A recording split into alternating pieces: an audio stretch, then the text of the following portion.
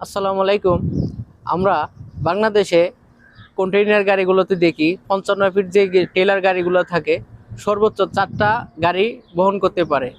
মালামাল বহন করার যে গাড়িগুলি থাকে সচরাচর কভার ভ্যান হিসেবে খোলা কিন্তু থাকে না। খোলা গাড়িগুলো যে গাড়িগুলো থাকে ছোট্ট আলাদা কন্টেইনার টানে।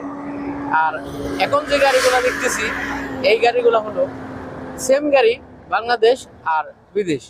এখানে আমরা আজকে দেখব যে এই গাড়িটার মধ্যে 4টা করে গাড়ি ধরছে আর উপরেও 4টা গাড়ি ধরছে। আমাদের বাংলাদেশে যদি হইতো তাহলে নিচেই শুধু 4টা গাড়ি একটা টেলারের মধ্যে উঠাইতে পারতো, উপরে দিয়ে এক্সট্রা 4টা গাড়ি আরও লইছে এটা কিন্তু উঠাইতে পারতো না। কেননা আমাদের বাংলাদেশে খোলামেলাভাবে কোনো কিছু করা সম্ভব না, সব কিছুই যেন গোপনের ভিতরে থাকে, খোলামেলাভাবে কোনো কিছুই হয় না। এই জন্যই আমাদের দেশে কোনো কিছু করতে গেলে খরচটা দ্বিগুণ বেড়ে যায়।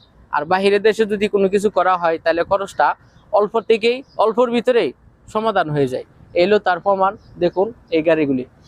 এলো অবস্থা। ভিডিওটা দেখে ভালো লাগলে পাশে থাকবেন, সাথে থাকবেন, ফলো করবেন। ধন্যবাদ।